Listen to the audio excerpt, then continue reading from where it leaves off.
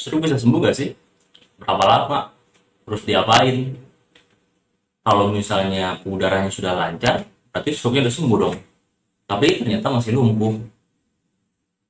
Kalau ada infak kematian jaringan di otak, berarti kan nggak bisa sembuh. Kan otaknya sudah ada kematian jaringan. Nah, itu sekitar pertanyaan yang sering kali ditanyakan ke saya. Akhirnya saya berpikir, ya udah kita bikin video aja deh. Biar satu-satu kita jawab berdasarkan pengetahuan dan pengalaman saya. Mudah-mudahan pertanyaan yang sejenis bisa terjawab dan juga bisa mewakili dan memberikan informasi kepada masyarakat luas. Kita cek videonya ya.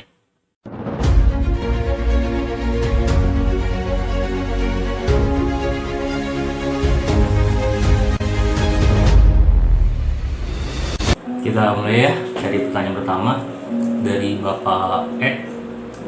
Apakah ada yang seperti saya kalau malam susah tidur gara-gara stroke?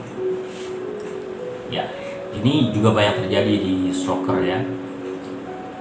Kesulitan tidur pada stroker ada banyak penyebab. Salah satunya karena saat siangnya tanda kutip sudah banyak tidur ya, karena kurang aktivitas, tidak seperti biasanya, lebih cenderung tiduran, duduk, bahkan tidur, atau malah pagi-pagi tidur yang seharusnya kita biasa aktivitas kan, karena nggak ada aktivitas atau memang belum bisa melakukan apa-apa, akhirnya tidur ya. Lalu tipsnya gimana? Ya harus dibalik, harus kembali seperti aktivitas biasa.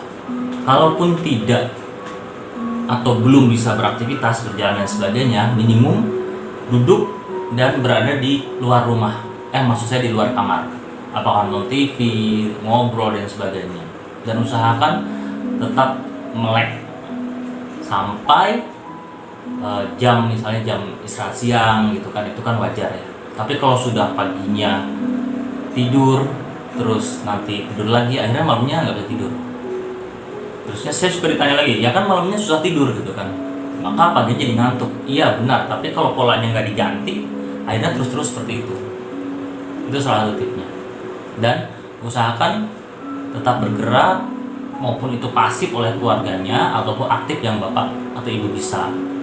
Dan juga bagus juga untuk berjemur. Berjemur saya belum banyak baca penelitiannya, tapi secara empiris mempengaruhi kualitas tidur.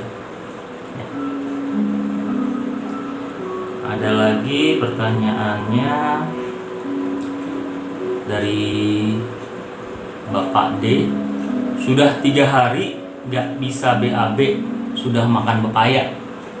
Nah, ini juga kasus yang sering terjadi pada stroker. Ya, makan pepaya bagus, tentunya dengan banyak minum air putih itu bagus. Dan kita juga percaya bahwasanya pepaya serta buah-buah lainnya dan sayuran ya. Jadi jangan hanya makan pepaya, memang baiknya berbagai jenis serat baik dari sayur dan juga buah. Itu makan bagus buat pencernaan.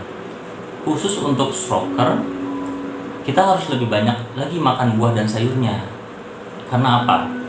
Gini, saat terkena stroke, yang terkena itu bukan cuma anggota gerak saja, tangan, kaki, tapi memang setengah badan, ya, kanan atau kiri.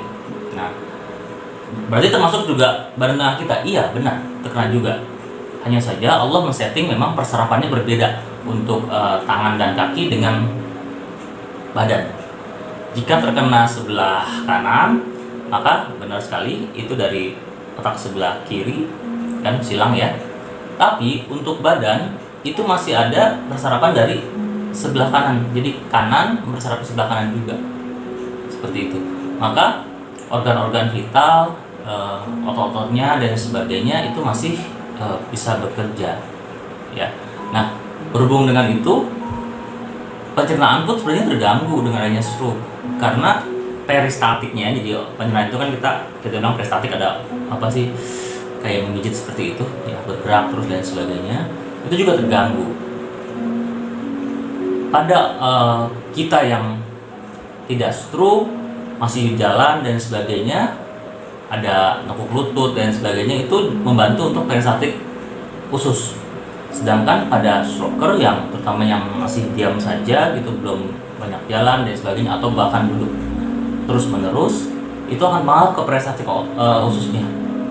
Lalu bagaimana? Yang pertama ya pastinya kalau sudah aktif berarti aktif lah. Misalnya jalan-jalan doang Pak, ya udah nggak apa-apa, duduk, berdiri, jalan, duduk itu lebih baik. Kalau nggak bisa sama sekali gimana? Keluarganya, caregivernya yang bantu untuk fleksi nekuk kakinya, lurusin dan sebagainya. Sering kali sesi terapi saat kita melakukan latihan itu banyak yang mohon maaf gitu, fatus itu apa sih, buang angin gitu, karena pencernaannya jadi bekerja ya. Untuk keluarga caregiver tolong dibantu, terutama yang belum bisa bergerak dengan aktif, tolong dibantu untuk melakukan gerakan pasif berulang-ulang, jangan bosan berulang-ulang. Itu juga bagus untuk pencernaan. Orang-orang yang tidak stroke juga banyak yang gangguan pencernaan, apalagi yang sering duduk atau kurang makan yang berserat, buah dan sayur, atau kurang minum ya. Apalagi stroker resikonya lebih tinggi lagi. Oke, nanti kita lanjut ya.